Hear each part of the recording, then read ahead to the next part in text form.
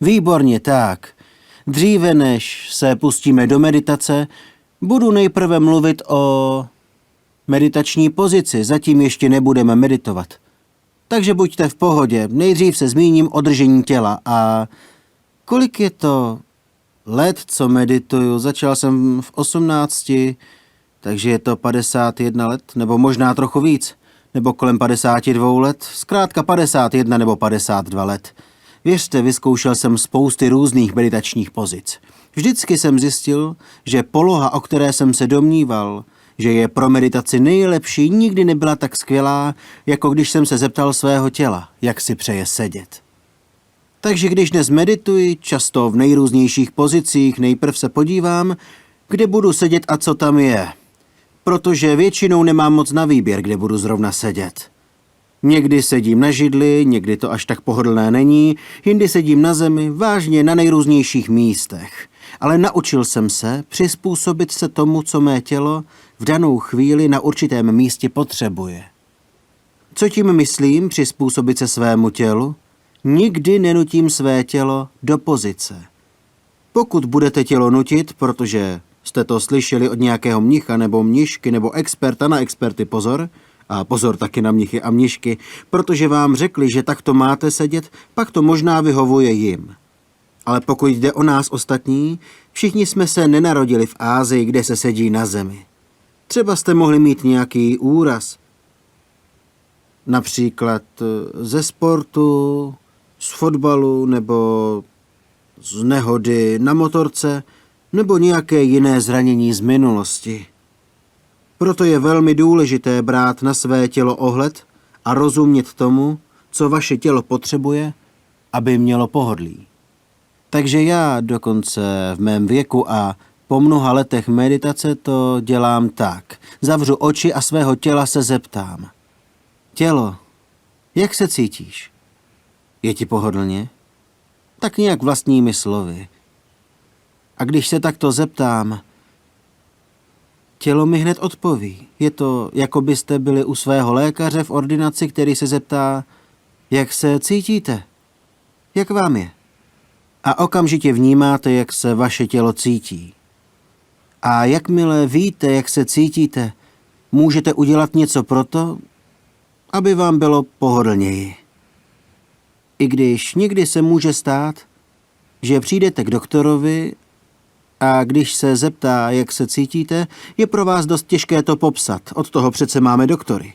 Jednou přišel pán k lékaři a doktor se ho ptá, jak se cítíte? A on říká, bolí to. Ale kde? A pán říká, bolí mě to všude. Jak to myslíte všude? Dívejte, když se sáhnu na hlavu, bolí to. Když se sáhnu na nos, bolí to. Když se sáhnu na krk, bolí to. Když si sáhnu na ramena, bolí to. Když si sáhnu na prsa nebo na kolena, bolí to. Bolí mě to všude. Doktor byl mazaný, hned pochopil a říká mu, máte zlomený prst. To je jen vtip. Pokud jste ho ještě neslyšeli, pár lidí se směje. Asi jste to už slyšeli, ale jelikož je to první přednáška po období Vasa a po covidu, tak spoléhám na to, že už jste na to zapomněli. To je jedno, takže... takže zeptáte se svého těla, jak se cítí. Když se takto svého těla zeptám, dostanu zajímavé informace. Někdy si myslím, že mám pohodlí, ale když se zeptám těla, řekne mi, ne, posuň nohy. Nebo něco uprav, nebo se poškrábej. Nebo tvoje roucho je moc těsné, nebo pásek je natěsno. A já svému tělu naslouchám. Většinou udělám, co mi řekne. A dělám to také proto, že tím dobře trénuju svou všímavost. Co je to vlastně bedlivost? Je to schopnost všímat si, jak se život vnímá, zažívá. Je to jasná mysl, zvláště při pociťování těla na začátku meditace. Zaměřím svou pozornost na tělesné části tím, že se ptám a vždy dostanu odpověď. Jakmile tělo odpoví, že některá část je trochu v napětí, tak polohu těla upravím, protože když to na začátku neudělám, bude mě při delší meditaci něco bolet, nebo budu stuhlý a v nepohodlí. Když medituji, takže si dám pozor, abych svému tělu rozuměl a naučil se ho uvolnit hned na začátku. A je to také velmi jednoduchý a účinný způsob, jak být k sobě laskavý. Co je to vlastně laskavost? Bývám vždy velmi mile překvapen, když lidé, co sem chodí, kladou tyto skvělé otázky. A jedna taková zní, co je to laskavost? Často předpokládáme, že něco víme. Ale co to vlastně je? Lidé si myslí, že to ví, ale ve skutečnosti to nepraktikují a vlastně ani neznají. Takže se tady učíme, jak laskavost praktikovat. Pokud jste laskaví, zjistíte, že s tělesnými pocity nebojujete, ani se jich nesnažíte zbavit, uvolňujete je. Pro mě je laskavost spodobněná v poselství mého táty, který mi říkával, brány mého srdce jsou ti vždy otevřené. Takže pozoruji své tělo a když nemůžu upravit třeba nohy tak, aby byly v pohodlí, tak je prostě nechám je být. Mé srdce je otevřené, zůstaňte, jestli chcete. Takhle mile a laskavě. A když jste laskaví, třeba když jste laskaví ke zvířatům, jsou potom ve vaší přítomnosti uvolněná a nemají tendenci před vámi utíkat, zejména v lese. V lese je spousta zvířat a když jste k ním laskaví, hledí si sebe a vy si též děláte svoje. Nekřížíte si cesty. Je to velmi bezpečné. Takže laskavost je důležitá. Sklidňuje zvířata, která jsou kolem vás. Sklidňuje taky lidi kolem vás. Když budete na druhé laskaví, budou též příjemní a snadno se s nimi vychází. Když však laskaví nebudete, budou nervózní a vystrašení. To se netýká jen zvířat, ale i částí vašeho těla. Když jsem sám k sobě laskavý, mé tělo se uvolní a je klidné. Takto uvedu tělo do stavu hluboké relaxace.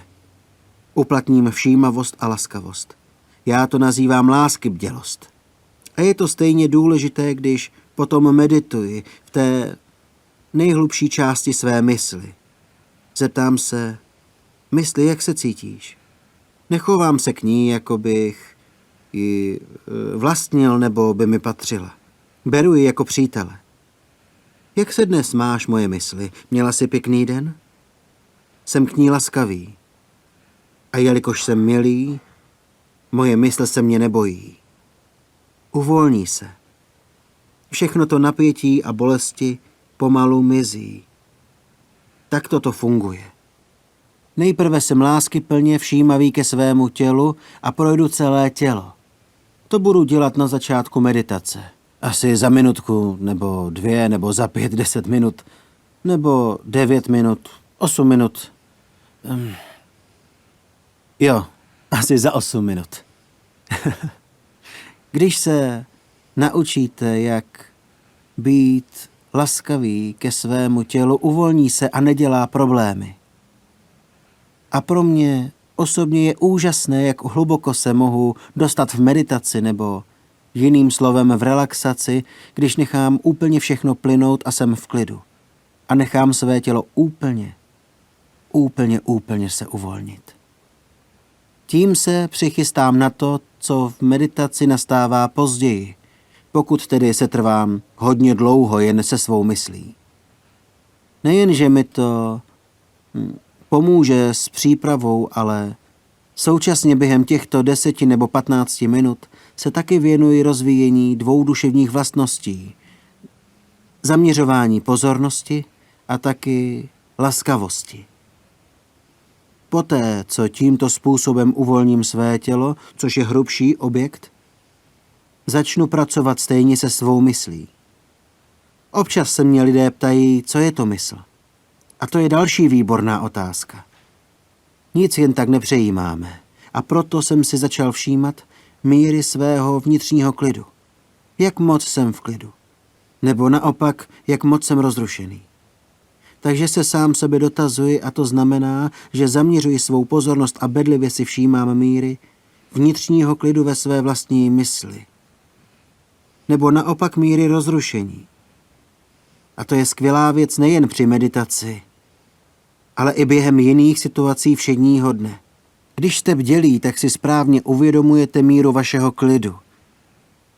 Víte, jak moc jste v klidu, nebo jak jste rozrušení? Protože pokud tušíte, že jste rozrušení, tak se nikdy nebudete pouštět do konfliktů nebo situací, ve kterých byste se mohli rozrušit ještě více. Vaše mysl není ve vhodném stavu k tomu, abyste vedli se svým partnerem nebo nějakou důležitou osobou řeč o nějakém obtížném tématu. Nejprve je zapotřebí se sklidnit. Předtím, než se vydáte na nějakou obtížnou, těžkou životní cestu. Třeba když skládáte zkoušku nebo máte těžké jednání u nějakého soudu. Proto se naučte sklidnit vaši mysl na přiměřenou, velmi dobrou úroveň. A pochopíte, co je to klidná mysl. Co ji vytváří, co ji kultivuje nebo posiluje a co ji naopak rozrušuje. Dávám to do života velkou spoustu skvělých strategií pro utišení vaší mysli. Umět vnímat míru vnitřního ticha v nejdůležitějších částech mysli a vědět, co mysl utišuje. Vnímáte, jak postupně klesá váš neklid níž. A jste stále více v klidu a v pokoji. Často se ještě sám zaměřuji na jednu věc. Když medituji a začnu uvolňovat své tělo a vytvářet vnitřní klid, zjišťuji, že je to neskutečně nádherné. Je to moc příjemný pocit. Někdy se mě mnicha lidé ptají, co vám mnichům přináší potěšení. Nemůžete se dívat na Harryho Pottera, nemůžete sledovat ani Netflix, nemáte ani žádný sex, ani rodinu. To musí být strašné být mnichem. Ale není to pravda, my máme tu nádhernou radost. Když umím uvolnit své tělo a přivést svou mysl do stavu hlubokého vnitřního klidu, mám spoustu radosti. Úplně tu radost cítím. Když jsem nedávno vedl meditační kurz, zmínil jsem se tam o tom, že jsem jako mladý muž miloval klasickou hudbu. Měl jsem rád nejrůznější hudbu, ale přesně předtím, než jsem se stal mnichem, jsem miloval klasickou hudbu. Později jsem se ptal, proč. Proč to bylo tak nádherné? Jedním z důvodů bylo to, že jsem musel sledovat každou notu, kterou orchestr hrál. Musíte sledovat každou notu, když vám pár not unikne vám proud hudby. To mě naučilo se soustředit a být v přítomném okamžiku a zastavit ty hrozné myšlenky, které ruší požitek z hudby, když ji posloucháte. Objevil jsem tu radost.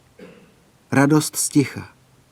Dneska už pochopitelně hudbu poslouchat nemohu, ale poslouchám zpěv ptáků nebo šumění lesa, jak se stromy vlní ve větru. Nebo v oblibě mám zvuk deště, jak dopadá na plechové střechy našich domků. Když takto posloucháte zvuky přírody, uvede vás to do přítomného okamžiku. A být jen tak v přítomném okamžiku, být v tichu, to jsou dva hlavní předpoklady vnitřního klidu.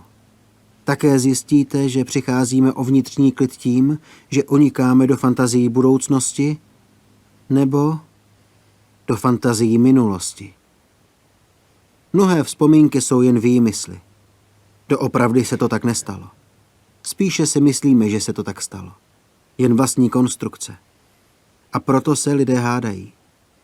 Tak takhle funguje minulost a budoucnost, nedá se jim věřit. A taky nás to ruší, takže to nemáme během meditace zapotřebí. Buďte pouze v přítomném okamžiku. A taky není třeba mluvit uvnitř hlavy.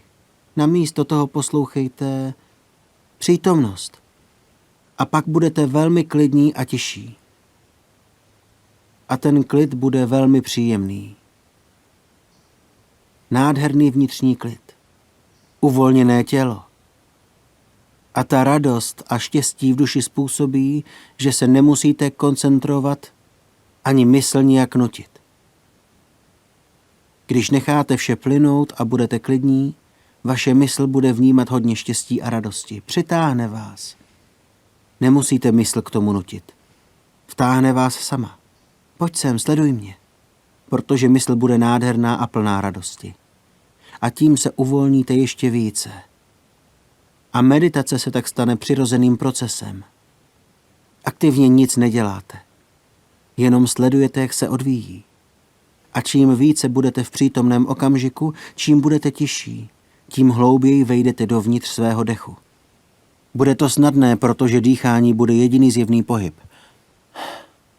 Budete jen pozorovat klidný dech, nádech a výdech. A bude to moc příjemné.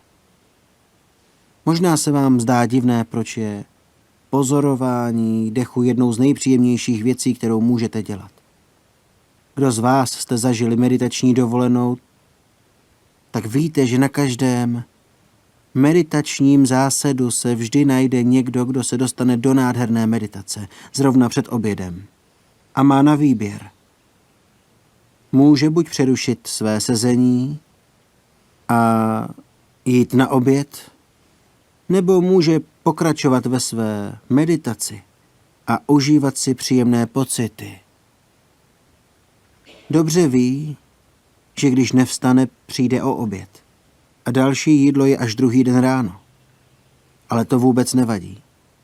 Radost z meditace je mnohem silnější, než potřeba jíst.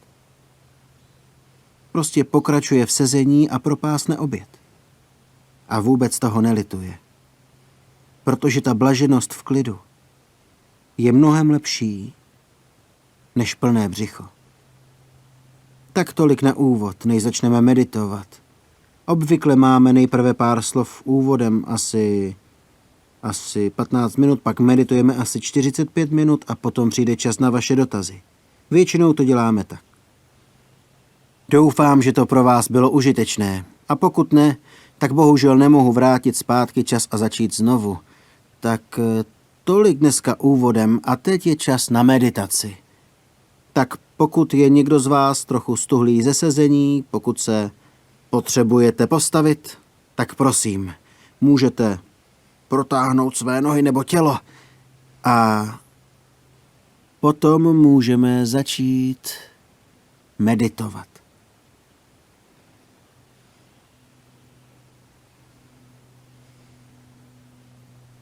Cítím, že mám trochu těsný opasek, tak jej povolím. To je lepší.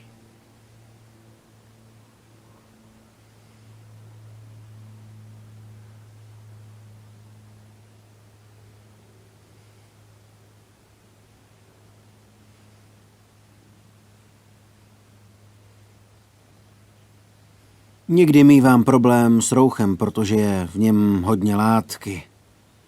Někdy v tom nemůžu najít nohy. Vím, že někde tam jsou. A tady jsou. Tak. Výborně. Tak.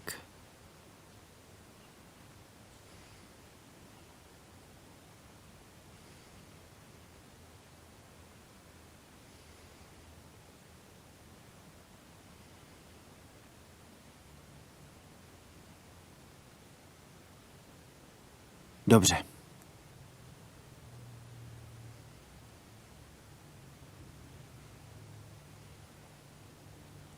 Tak, jste-li připraveni začít, prosím, zavřete oči. A jakmile všichni zavřou oči, můžete se škrábat, kde chcete a ostatní to neuvidí. Jste v bezpečí. Kromě mě, protože já jsem na videu.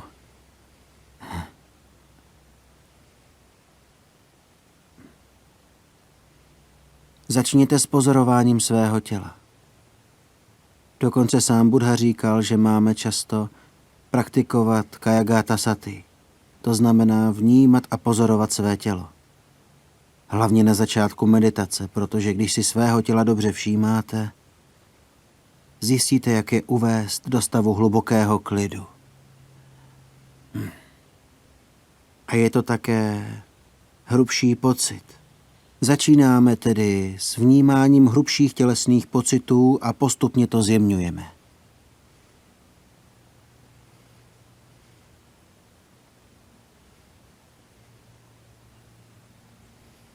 A pak, jakmile jste rámcově spokojeni s pozicí těla, můžeme přejít na jemnější detaily.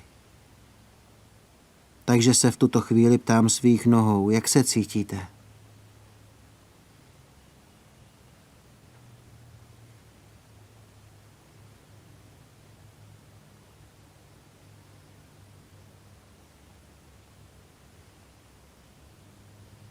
Nohy potřebujete upravit polohu nebo se nějak pohnout? Jsem připraven to udělat.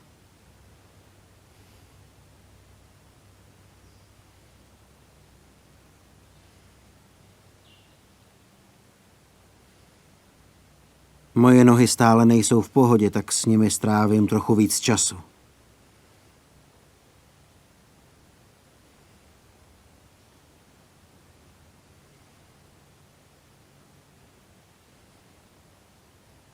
To je lepší.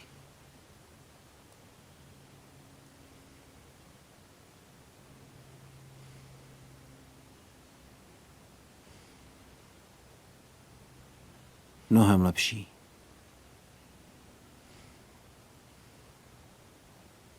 A pokud už nejde nohy více uvolnit pohnutím, tak zaměřte svou pozornost na jakékoliv napětí nebo bolest v nohách a buďte k nim laskaví.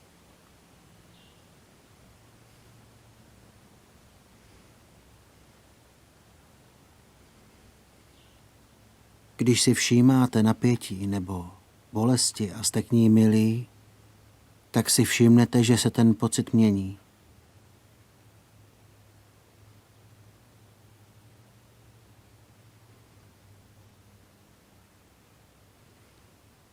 Když jste skutečně laskaví a otevřete tomuto pocitu své srdce, ne jako byste se poškrábali, ale spíše to místo uvolňovali, většinou zjistíte, že se ta bolest nebo napětí sníží. Uvolní se to.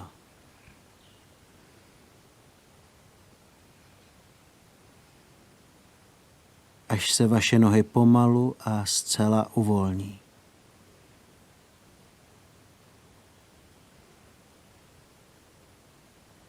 Pak přejdete výše k vašim hýždím.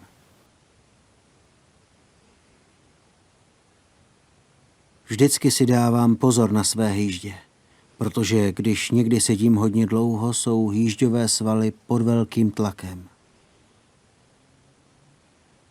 A když sedíte na shrnutých šatech, které vás tlačí do svalů, můžete to sice vydržet bez problémů prvních 5 minut, ale pak zjistíte, že máte zdřevěnělé nohy nebo bolest, která je čím dál horší a ruší vaši meditaci. Takže vnímejte své hýždě a upravte je. Můžete se zavrtět, upravit šaty nebo polštář. Tak, abyste se cítili dobře a nemuseli se jimi po celou dobu meditace dále zabývat. Pak jdu k mým zádům. Většinou je protáhnu.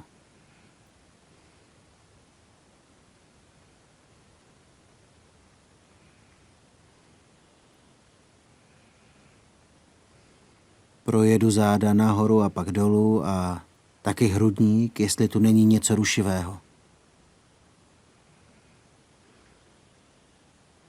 Když mi tam něco dráždí a nelze ten pocit zmírnit pohnutím, tak tam zaměřím svou pozornost. Přímo do toho místa. Pošlu tam plnou náruč lásky.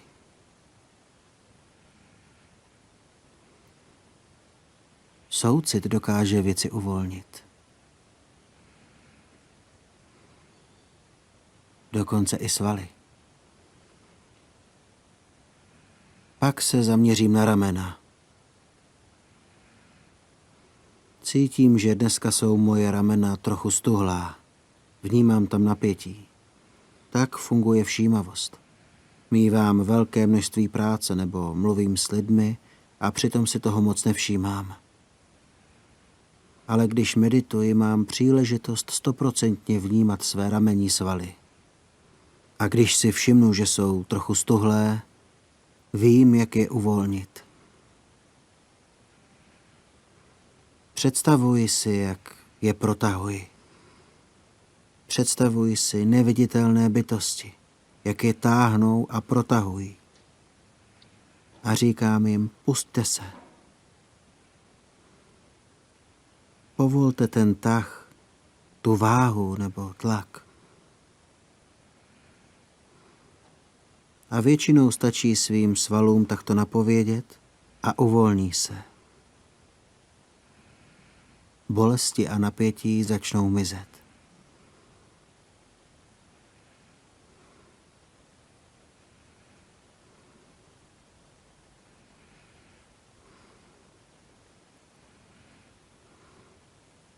Jakmile jsou má ramena úplně uvolněná, zaměřím pozornost na své paže.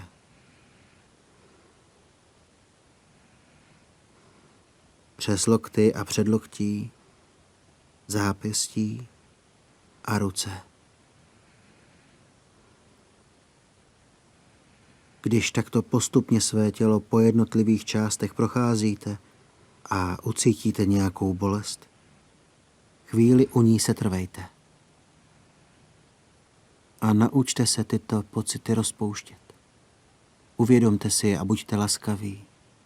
Po chvíli zjistíte, že to není tak těžké. Vyberete nějakou část svého těla a maximálně ji uvolníte.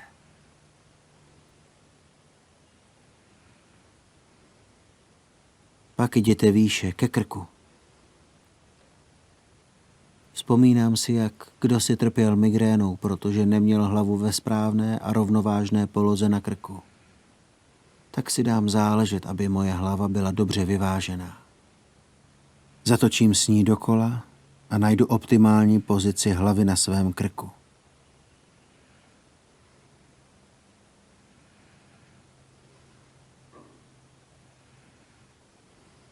Aby se krk cítil dobře.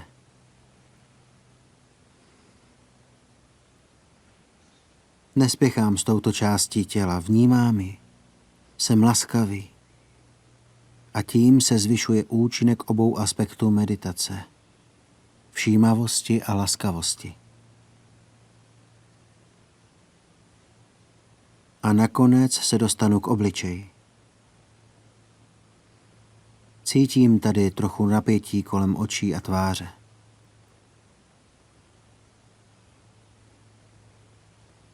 Pokusím se svaly kolem očí uvolnit. Vnímám je, cítím je, jak se máte. Prozkoumám je. A vidím, jak se mění, jak se uvolňují a povolují. Má laskavost dělá tu práci za mě. Jsem milý i na svaly, o nichž mnozí ani netuší, že existují. A taky jsem hodný na svaly kolem pusy. Uvědomím si je a uvolním je.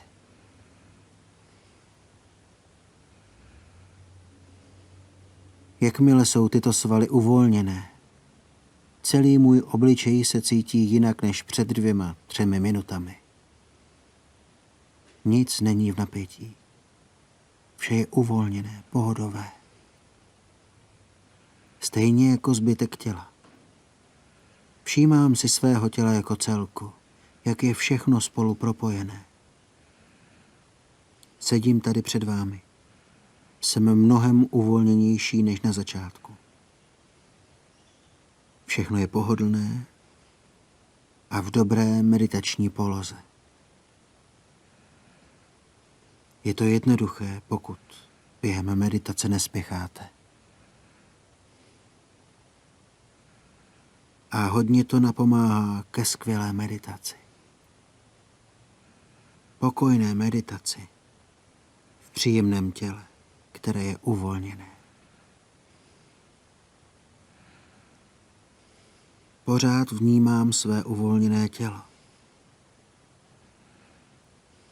Stále si jej všímám a jsem k němu laskavý jako k celku, jako k jednotce, svému tělu.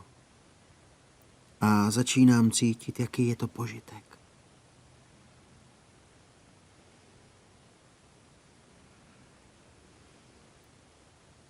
Relaxace je blaho. Jako když se ráno probudíte a nemusíte nikam jít. Nemusíte ještě vstávat. A můžete zůstat ve své pohodlné, útulné posteli. Je to moc příjemné místo pro vaše tělo. Relaxace a pohoda a pohodlí v dobré posteli. Teď budete mít stejný pocit se skříženýma nohama při meditaci. Opravdová pohoda.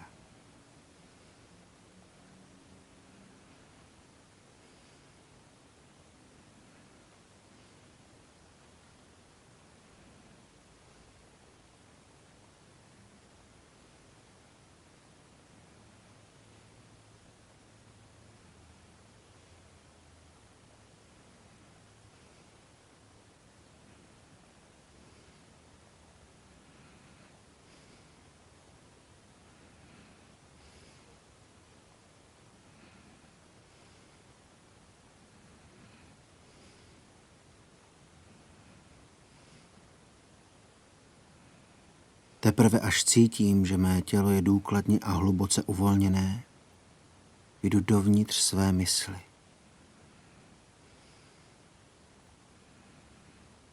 Sleduji míru vnitřního klidu.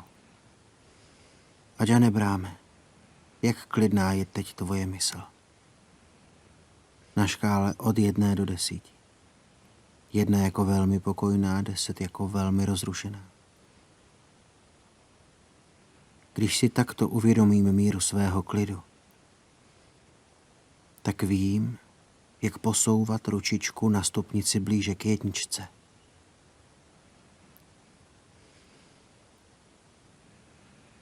Nemyslím na minulost ani budoucnost. Jsou to těžká břemena a nechci je do své meditace pouštět.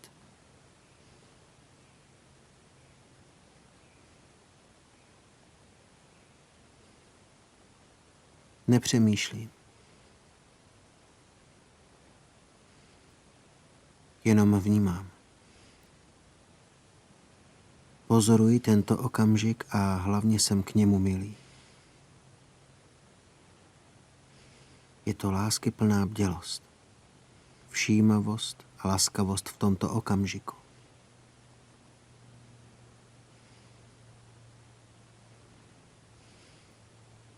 A pořád si všímám míry vnitřního klidu. A taky toho, co ten klid ruší. A co naopak vede mysl do hlubšího klidu. Na čem to záleží?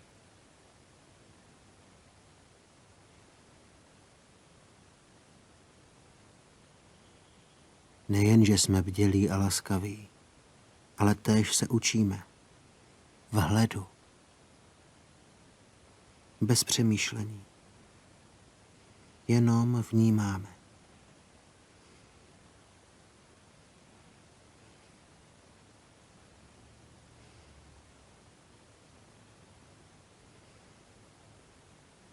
Většinou pak nastává to, že jakmile se mysl sklidní a stiší, začnete vnímat svůj dech.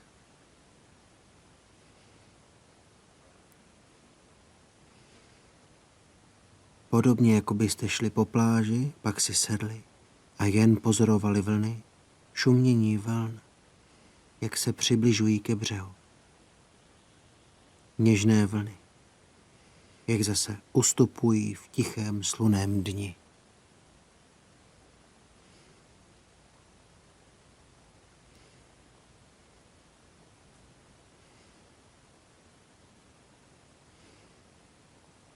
Podobně sleduji dech.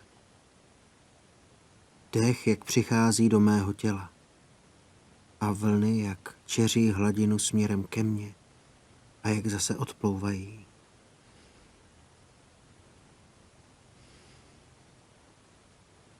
Sleduji dech, jak přichází.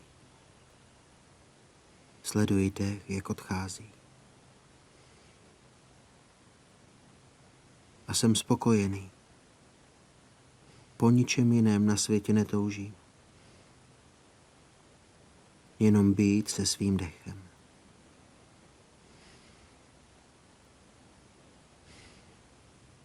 A teď už budu sticha a začnu opět mluvit chvíli před koncem meditace. Asi za 25 minut.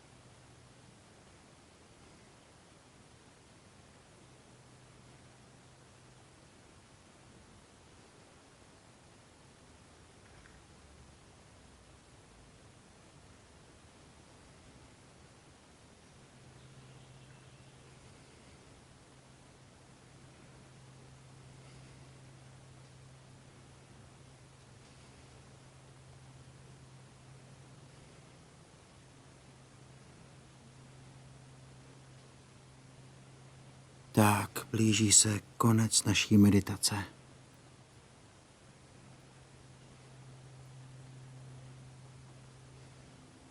Zatím ještě neotvírejte oči. Vnímejte, jak se cítíte. Je vaše mysl klidnější? Cítíte vnitřní spokojenost?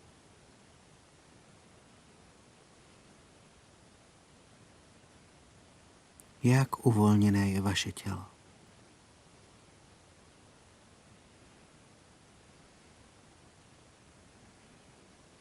Takto funguje meditace.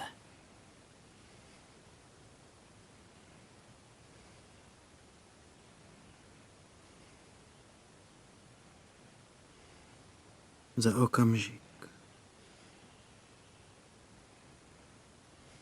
okamžik 3krát zazvoním na zvon.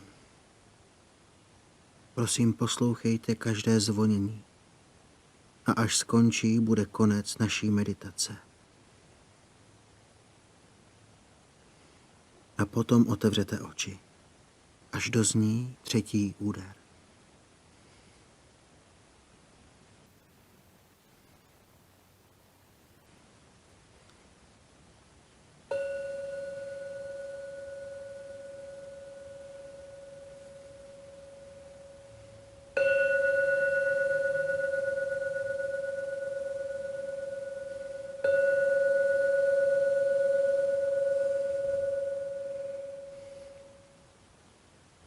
A je to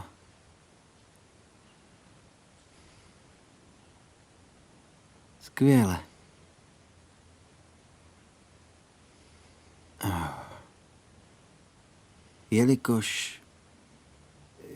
Jelikož tyto lekce jsou vysílány živě online a spousta lidí nemá jinou příležitost, zejména teď během koronaviru, chodit někam ven, tak tady máme pár otázek. Pokud někdo z vás tady má nějakou otázku, tak se klidně ptejte. První otázka od Lukase ze Švýcarska. Buddha podal velmi podrobný popis meditace. Proč se ale nezmínil o zavření očí? Možná by měly zůstat otevřené. Můžete to zkusit, nechat oči otevřené, ale zjistíte, že to hodně ruší. Když přebýváte v jeskyni, tak to nevadí, stejně je tam tma. Když ale zkusíte nechat oči otevřené, klidně třeba na tomto místě, kde je poměrně klid, tady v západní Austrálii, přesto se venku děje spousta věcí. Rušilo by vás to. Zvuky nebo změny světla. Je pravda, že Buddha nikdy neřekl zavřete oči, ale taky nikdy neřekl mějte je otevřené. Nikdy se o tom nezmínil. Ale můžete to zkusit sami.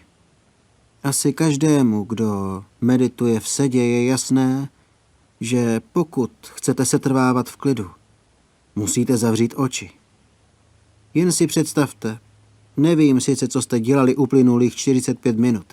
Kdybych ale nechal své oči otevřené, asi by mě to, co děláte, dost rozptylovalo. Takže Buddha se o tom sice nikdy nezmínil, ale pro mě je to zřejmé. Je to způsob, jak stišit své smysly. Zkoušíme je vypnout, potlačit. Kdybych měl takové klapky na uši a mohl své uši uzavřít a vypnout, bylo by to skvělé. Vůbec nic bych neslyšel. Další otázka je od Satyry ze Spojených arabských emirátů. Moje rodina je dost hlučná a často jsou v ní konflikty. Jak mohu praktikovat meditaci bez vyvíjení úsilí, mít od toho klid? Když bydlíte v domě nebo v bytě a chcete mít trochu klidu, existuje něco jako špunty do uší. Obyčejná věc. Nemyslete si, že vždycky musíte mít jen nadpřirozené schopnosti nebo obrovské odhodlání, abyste našli ticho. Zde je příběh, který možná už znáte. V minulosti jsem celkem hodně cestoval A letadlo bylo vždycky strašně hlučné. Stačilo, aby jedno dítě začalo křičet. Chudák děcko, nebývá to jeho vina. Ale vyvolá to obrovský hluk a je dost těžké meditovat, spát nebo cokoliv dělat. Podařilo se mi sehnat špunty do uší, které jsou vymodelované do zvukovodů. Velikost přesně sedí, takže jsou velmi komfortní. Fungují úžasně. Když jsem je poprvé použil, během letu odtud do Asie, vsunul jsem je do uší a začal meditovat. Ale abych byl upřímný, hned jak jsem začal meditovat, tak jsem usnul. Bylo úžasné, že jsem mohl v letadle takhle usnout.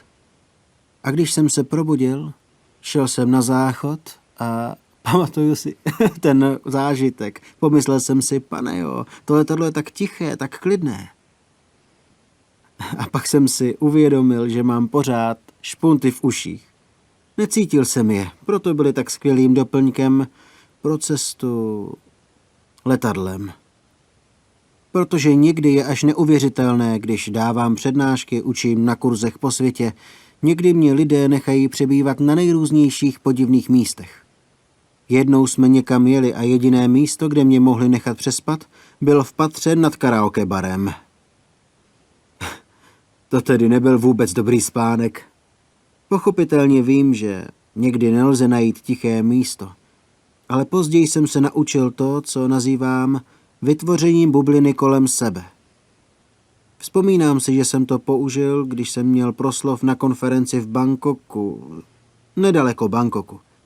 Přiletěl jsem na Suvarnabhumi a můj hostitel mi řekl, musíme počkat asi hodinu, protože za hodinu přiletí další host. Vadilo by vám to? Ne, vůbec. Zkoušeli mi najít nějaké klidné místo k odpočinku, ale nebylo třeba. Přímo v hale, kde jsou přílety cestujících, jsem našel pěkné křeslo. Posadil jsem se. Zavřel jsem oči a vytvořil jsem kolem sebe takovou bublinu. Zpočátku jsem slyšel ten hluk, jak lidé mluví a vítají se a zdraví a dokonce všechna ta hlášení z rozhlasu. Ale po nějaké chvíli to bylo jakoby 100 mil odtud. Byl jsem ve své malé bublině jako v jeskyni a neslyšel jsem žádné zvuky. Je super, že se dá něco takového udělat. Podobnou situaci si pamatuji před kostelem Wesley na nákupní třídě Hay Street. Mělo tam být něco jako taková pokojná demonstrace proti situaci v Barmě, myslím. Nicméně požádali mě, jestli můžu přijít a jen tak meditovat. A souhlasil jsem. A tak byla 2hodinová meditace, v podstatě na chodníku, bez polštářů. A bylo to naproti, nevěděl jsem, co se nachází v centru Pertu, bylo to naproti Time Zone. Znáte ty obchody s videohrami? Přiřvávali se navzájem, dělali ohromný rámus. Seděl jsem tam a 2 hodiny meditoval na studené dlažbě bez polštáře. Naproti hernám Time Zone a to nemluvě o těch autech a chodcích. Jediný důvod, proč jsem do toho šel, popravdě mě nezajímal nějaký protest, ale zajímalo mě, jestli se to dá zvládnout. Tiše meditovat na studené, kamenné dlažbě na velmi hlučném místě. A šlo to bez problémů. Prostě necháte ten hluk odplynout a nesnažte se to zastavit nebo zasahovat. Je to jen hluk, toť vše, tak to nechte být. Takže dá se to zvládnout i ve vaší rodině. Jedna úžasná paní mi vyprávěla, jak vždycky chtěla doma meditovat, ale měla 2 malé děti. A pokaždé, když si sedla k meditaci, děti začaly volat, mami, mami, chci sklenku vody, mami, potřebuji na nočník, mami, já něco potřebuju. Samozřejmě, že nic nepotřebovali. Chtěli jenom pozornost. A po chvíli máma řekla, mně je to jedno, budu prostě meditovat. Tak si sedla a mami. A když děti viděli, že ona nereaguje, začali se plazit a věšet a tahali ji za její dlouhé vlasy. Ona jim neřekla, nechte mě na pokoji, prostě ji ignorovala. A pak mi vylíčila, jak vynalézavé jsou malé děti. Bylo jim asi jen 4 nebo 5 let. Mami, Jana pustila plyn. Mami, Nicole vzala nůž ze šuplíku v kuchyni. Ona ale opravdu chtěla meditovat a tak si řekla, mně je to fuk, ať klidně vyhodí dům do vzduchu nebo se rozkrájí na kusy. A pokračovala v meditaci. A po pár minutách děti stichly. Když pak skončila meditaci, ten dům stále stál, nevybuchl. A děti byly v celku, nebyly rozřezány na kusy a tiše si spolu v koutě hráli. Řekla mi, že od toho dne, vždycky, když chtěla meditovat, tak si sedla a děti věděli, že maminka medituje a nesmíme ji rušit. A já jsem mi pochválil, jak si doma vysloužila svůj klid. Takže je to sice obtížné, ale možné. Toto je jeden způsob. Dotaz z Lotyšska. Jak funguje spirituální meditace? Co to je? Putuje mysl nebo si mysl představuje věci? Ptám se proto, že mým cílem je vychutnat si klid a rád bych to věděl. Právě jsem vám zevrubně popsal, jak si užít vnitřní klid. A když půjdete v meditaci hlouběji, obzvláště během meditačních ústraní, můžete se zaměřit na hlubší aspekty meditace. Když se ptáte, tak poslouchejte, co pak přijde. Začnete tak, jak jsme to dělali dnes. A přejdete ke krásnému, nádhernému dechu. Což je zlomový bod v meditaci, kdy dech je opravdu nádherný. Vdechujete a vydechujete. A jste spokojení, vnitřně velmi šťastní, jen sledujete dech a pozvolna se vaše tělo od vás vzdaluje pryč a pak už své tělo ani necítíte. Musel jsem se to naučit v Thajsku kvůli komárům. Bylo to na severovýchodě, v džungli, před 46 lety. Štípali nás komáři, ale když jsme se uvolnili a stišili, byli uvnitř sebe. Nic jsme necítili. Nevěděl jsem, jestli mě komár píchá do ruky nebo co dělá. A šel jsem ke svému krásnému dechu, nádhernému dechu. A když se uvolníte ještě více, pochopíte podstatu věci. Přírodní zákony. Jelikož nic neděláte, nestaráte se, nepřemýšlíte, o nic se nesnažíte, je to cvičení s vyloučením úsilí. Nespotřebováváte moc kyslíku. Moc nedýcháte. Dech je mnohem lehčí, klidnější a bude velmi jemný. Je stále nádherný. Čím jemněji dýcháte, tím příjemnější je vaše mysl. Až ten požitek v mysli bude mocnější než váš dech. A pak už vůbec dech necítíte. Odejde. Neusnuli jste. Jste naopak velmi bdělí. Čím hlouběji jste v meditaci, tím více jste všímaví. Vnímáte, co je uvnitř. Postupně vnímáte úžasnou blaženost a radost v mysli a uvidíte to, co nazýváme nimita. Většina lidí to vnímá jako světla v mysli. Krásná světla mohou být zpočátku dost složitá, ale brzy se zjednoduší. Zpočátku mohou být vzrušující nebo strašidelná, ale brzy se sklidní. A pak v mysli vidíte krásné nimity, překrásné věci. A ještě jedna věc, co se nimit týče. Ale nevadí, řeknu vám to, protože mě neošálíte. Někdy řeknu lidem, co lze očekávat a oni pak přijdou a říkají, ano, mám to, ale nemají. Jsou to konstrukce jejich mysli, nedělají to úmyslně, ale přesto je to problém. Za to ty opravdové nimity, třeba ty modré, jsou modřejší než modrá. Žluté jsou nádherné. Všechno kolem těchto nimit je fakt překrásné. Fakt úžasné. A skutečně překypujete krásnou energií. A nimity pak sesílí a po chvíli se ustálí. Teď příliš spěchám, ale pokud si o tom chcete něco přečíst, detailně jsem to mnohokrát popsal ve svých knihách. Je to v nich popsáno, myslím, velmi podrobně. Čím půjdete hlouběji, nimity budou stále silnější. Neuvěřitelně krásné. Velmi stálé, velmi jasné. A pak vás vtáhnou dovnitř. Nasají vás. Nebo půjdou přes vás. A vstoupíte do džány. A v těchto džánách je ještě více vnitřního štěstí. V džánách vám zmizí vaše tělo, ale je to bezpečné. Budete uvnitř mysli, v šestém smyslu. A většinou v tomto stavu můžete se trvat velmi dlouho. Je to úžasné, plné radosti. Cítíte štěstí. Tyto džány jsou 4. A věřte mi, že vás opravdu změní.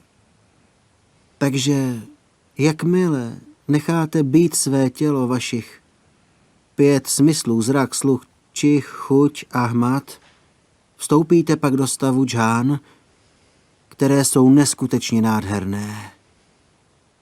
A když z nich pak vystoupíte, budete mít hluboký vhled do podstaty těla a taky do přirozenosti mysli, do vědomí a vůle a všech těchto věcí a vaše spirituální schopnosti. Nemluvím zde o létání vzduchem, ale spirituální schopnosti vhledu, laskavosti a soucitu budou velmi silné. Tolik jen ve stručnosti.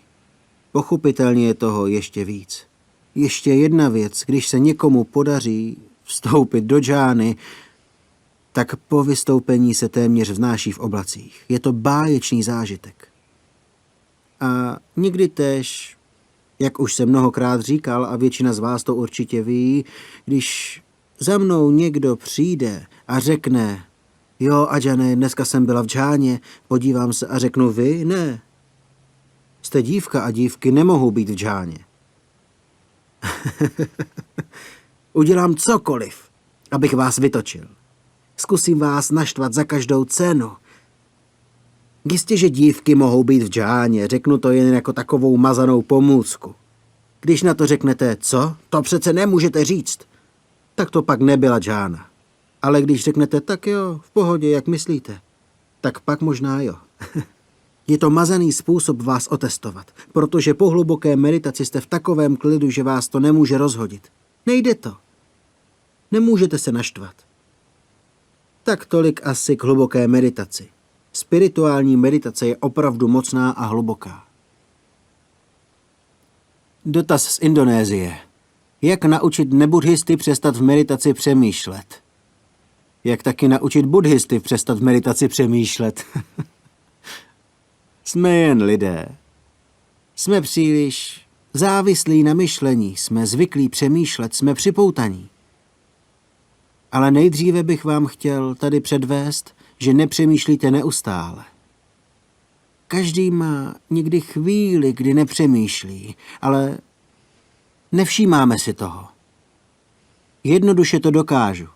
Když přijdete do této místnosti, čeho si všimnete? Lidí, svatyně, židlí? A co třeba to, co je mezi tím vším? Prostor. Mezi lidmi. Prostor mezi stropem a zemí. Prázdnota v této místnosti je mnohem větší. Ticho ve vaší mysli je vlastně taky větší než myšlenky. I když si toho nevšímáme. Všímáme si jen věcí. Takže to převrátíme. Dívejte se na to, co je mezi věcmi, prázdno, třeba v lese nebo ve městě.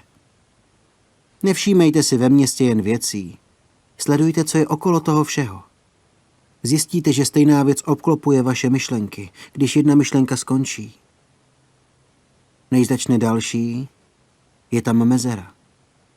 Když sledujete tyto mezery, dokážete je vnímat a cítit. Ony rostou. Zvětšují se, protože jsou krásné. Mlčeti zlato. A když si ticha vážíme, tak po chvíli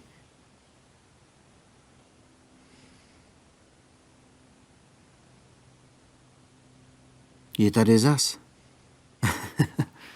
Mezera mezi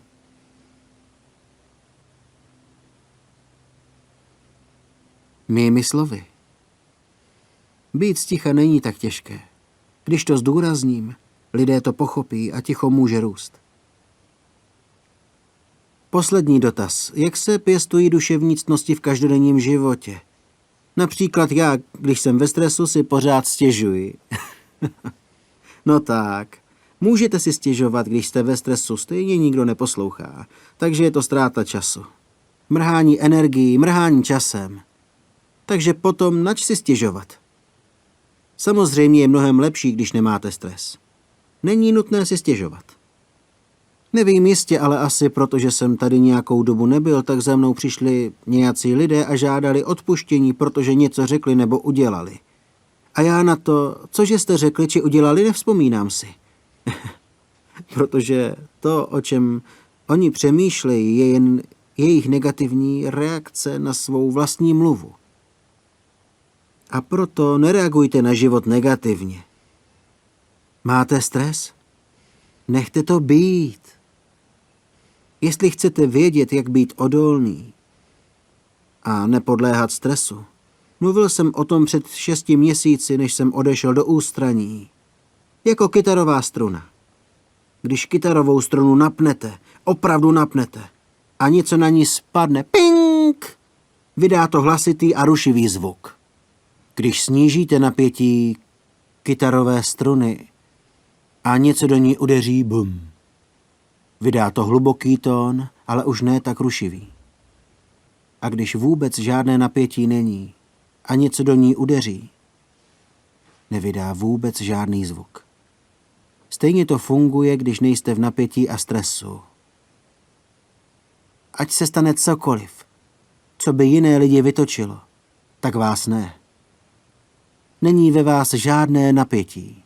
Když do vás pak udeří životní problém, nespůsobí žádný hluk, ani reakci.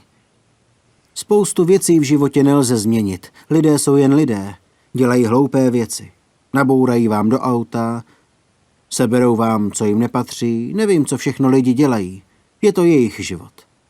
Nekažte si tím svůj život, nestěžujte si. V pohodě. Nechte to být. Nic vás nevytočí. A je to. To bylo 5 dotazů ze zahraničí. Nějaké dotazy zde? To je skvělé, žádné otázky. Takže teď se 3krát pokloníme a pak všichni půjdeme domů. Samozřejmě vím, že se to nikdy nestane. Stane se, že lidé přijdou do řady. V pořádku. Tak se pojďme poklonit. Trochu se procvičím, protože mě začínají bolet kolena. A pak můžete přijít se svými dotazy.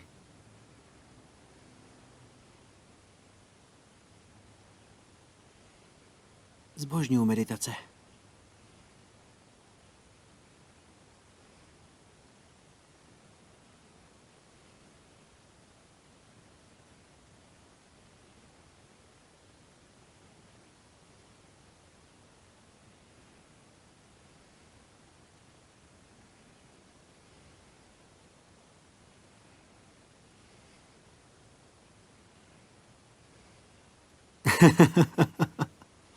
Viděl jsem to. Dneska jsou narozeniny.